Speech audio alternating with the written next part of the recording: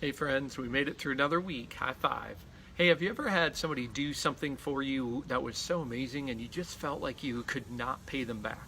You just felt overwhelmed or kind of undeserving of it and you're just scrambling to figure out, I don't know what to do to pay them back.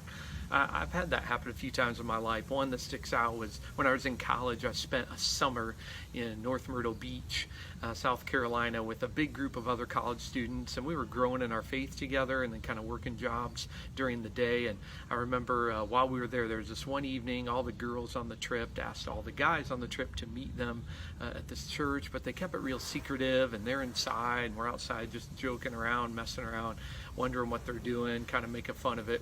And they brought us inside, and it was incredible. They took time to wash each of our feet, which I've never had that done for me.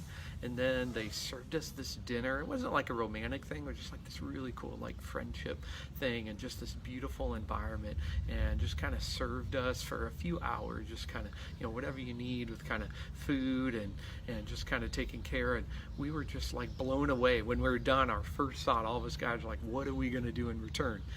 We came up with some pretty lame ideas, but that's what grace is. It's an undeserved gift. It's a thing that expects nothing in return, and that's why it's so hard for us, right? That's just so different than the rest of our culture. It's so countercultural, so counter karma, that we get things that we don't deserve.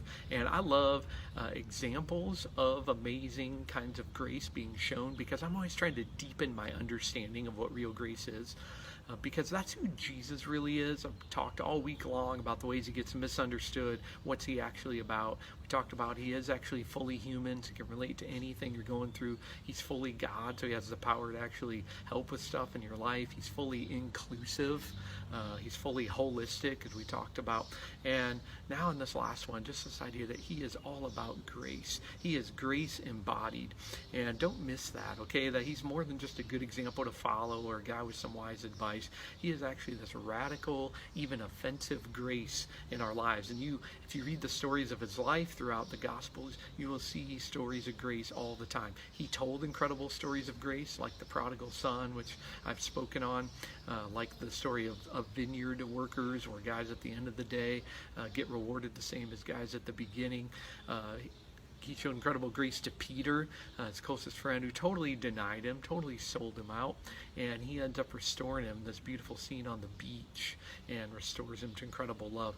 And then there's this great story of a woman caught in adultery in John chapter 8, and she's actually getting ready to be stoned to death. It's pretty terrible.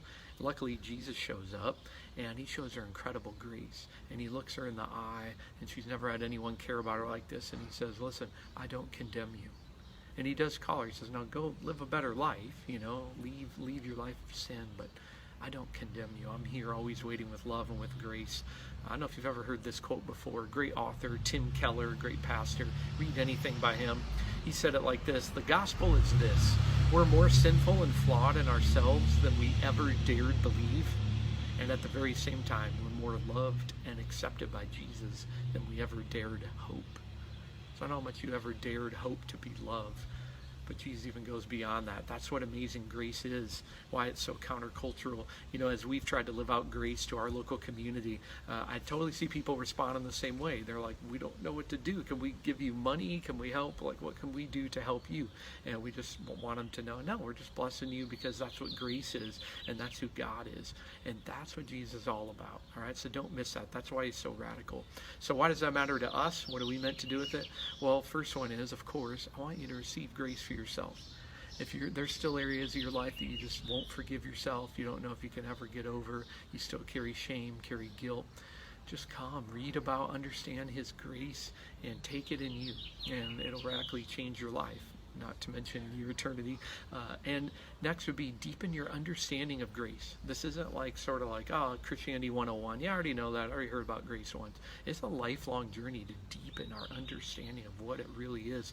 And so, read about it, experience it.